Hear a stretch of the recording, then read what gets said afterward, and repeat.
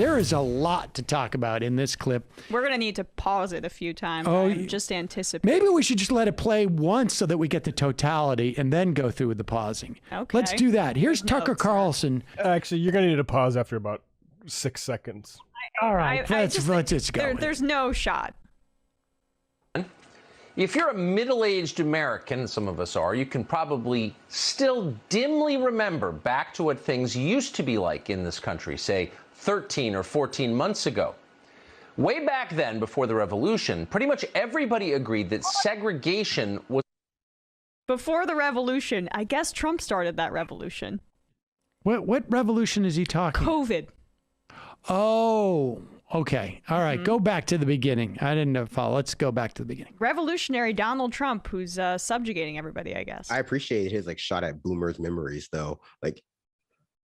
Well, he's not a boomer, and neither am I. And no one in his audience is a boomer either. The average age is 82. I don't know. If you're a middle-aged American, some of us are, you can probably still dimly remember back to what things used to be like in this country, say 13 or 14 months ago. Way back then, before the revolution, pretty much everybody agreed that segregation was the worst thing this country ever did.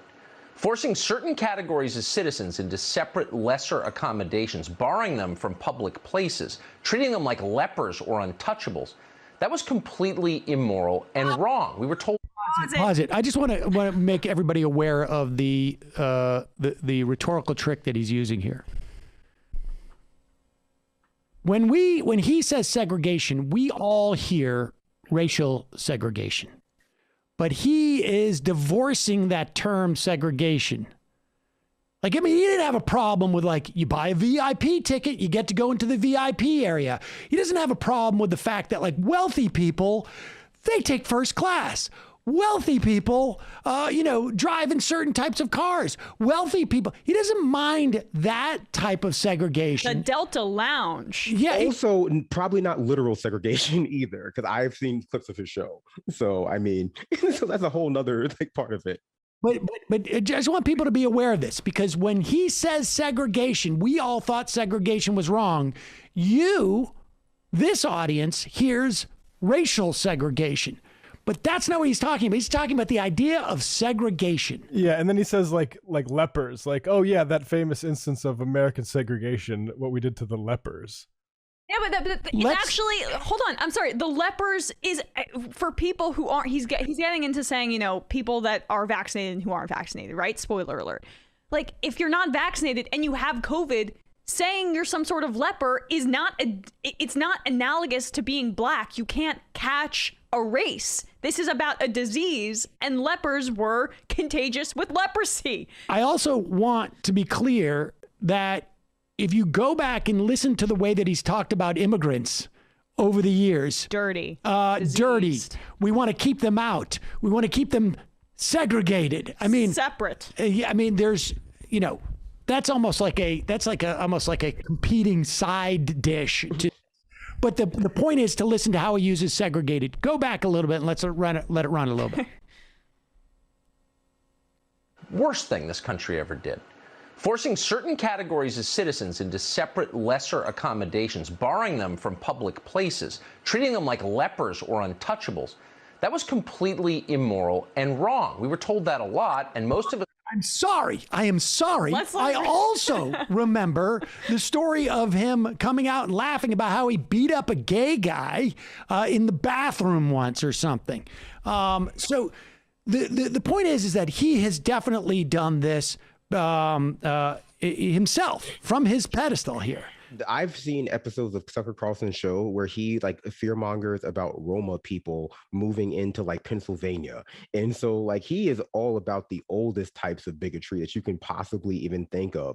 But I do like how he rhetorically, he goes, he shifts the focus. He goes, we were told that segregation is wrong. So now at least he's acknowledging that, well, yeah, we don't think that generally speaking, but the other guys are finally tipping their cards that they think segregation is good, just like us. Why, without ever admitting the kind of segregation that they think is good is racial and like gender based and sexuality based, and the kind of segregation that he's talking about now, like you said, is like sick people from healthy people because they're contagious, like quarantining people. Well, which again, he was kind of probably in favor of when like the Ebola thing was happening, and it would look like a bunch of African immigrants were going to be the people who were, again, victim of that kind of epidemic. So I think that we're talking about just hypocrisy on so many different dimensional levels.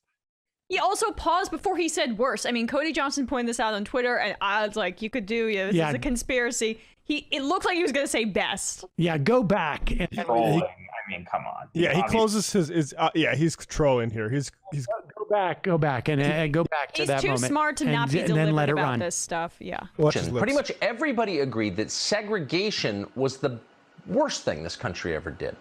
Forcing certain categories of citizens into separate, lesser accommodations, barring them from public places, treating them like lepers or untouchables, that was completely immoral and wrong. We were told that a lot, and most of us strongly agreed. It was wrong. So imagine our confusion today looking out across the country. The very same people, literally the very same, who just the other day told us that segregation was immoral, are now enforcing segregation. Should we be surprised? Probably not, but we still are. Just this morning, the New York Times informed us that unless you can prove you have taken the injection that the Democratic Party demands you take, you are no longer permitted in bars, comedy clubs, even some dance competitions in the state of New York. You're too dirty to appear in public. You're not welcome near normal people. Want to watch the NBA playoffs in person? You had better be vaccinated to do that. Otherwise, the New York Knicks will bar you from Madison Square Garden. You can still go see a baseball game if you want to, but be warned. I'm so sorry. Well, James Dolan, infamously a part of the leftist mob, right? The donor to Donald Trump and Mitt Romney and the RNC. Oh, right. He's not beholden to the Democratic Party. He's not, telling people who can come to Knicks games because of some sort of grand plot of segregation. It's because he wants to fill as many seats as possible. And this is a safe way to do it because he wants to make money, which I thought you were in favor of the free market being able to make their own decisions. Bars are making their own choices about who they can have and who they cannot serve. Libertarians' biggest argument is that it's okay for we should not have the Civil Rights Act because if a business was racist, nobody would go there, and so the idea is that if they're being too harsh in just asking people to be vaccinated when they come in, the market would theoretically take care of it, wouldn't it? But here we go. Otherwise, the New York Knicks will bar you from Madison Square Garden. You can still go see a baseball game if you want to, but be warned, you will be sitting in your own roped-off section, marinating in your shame with the other disobedient bad people. Medical Jim Crow has come to America. If we still had water fountains, the unvaccinated would have separate ones. I would hope so. But we don't have water fountains, though, but you know why? Because we have a contagious pathogen going around the country. This dude also vaccinated, and the idea that he would go unvaccinated and even drink from a water fountain after somebody unvaccinated. It's just, this guy went to Maine and set up and built a whole studio up in Maine and is out there pretending like we should all be angry that there is some protection because everybody doesn't have that opportunity to go up to Maine or back down to Florida or wherever it is at least 3 and counting houses. Is that it? Is that we already have more of him just bemoaning the fact that water fountains, the unvaccinated would have separate ones. But wait, you ask, is this logical? Does it make sense? Why would people who've had the vaccine fear being near people who haven't had the vaccine? Aren't the vaccinated protected? Isn't that the whole point of getting the shot? Sure, well, maybe from a health perspective, that is technically true if you want to be precise about it, but it's clearly not about health or science. It's bigger than that. It's about good and evil. It's about discovering who is a decent person and who, by contrast, deserves to be punished for sin. It's about finding out who has obeyed. And thankfully, once again, technology is coming to the rescue. Watch. there can be breakthrough infections. It literally is a medical. Well, it's not just a question of breakthrough infections as well. It's also like a function of people basically taking the risks that they're going to associate with it. I mean, there may also be people, breakthrough infections. You also have, I would imagine on some level, like the idea is that maybe there are people who work there who couldn't get vaccinated.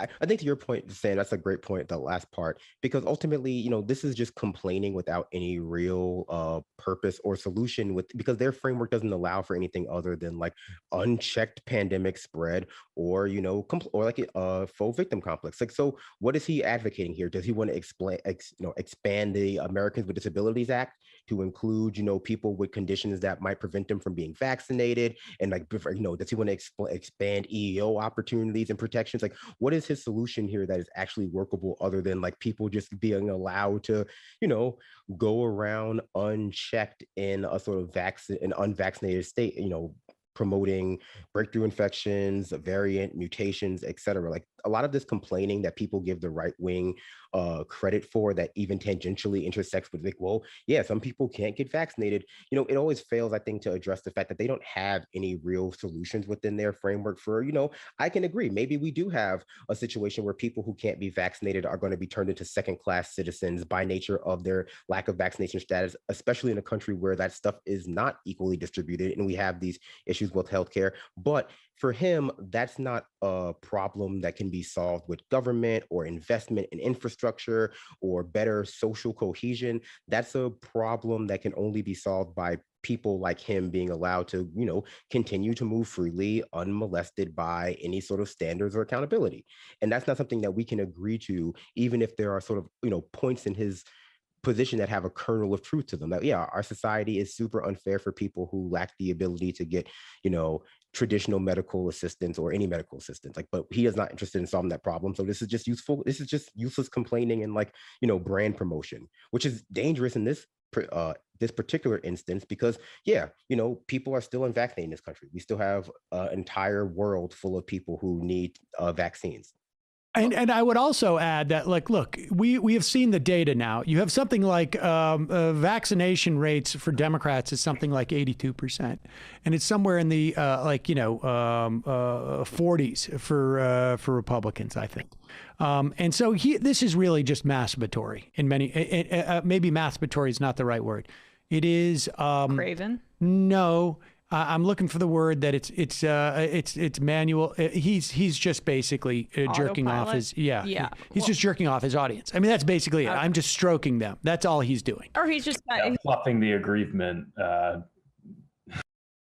He's just trying. And the last point I'll make about this is just there's something incredibly disturbing to me about conservatives like him, especially like rabid racist ones, who use, say, MLK as a prop or use Jim Crow as some sort of, I guess, analogy for the aggrievement that they're trying to present.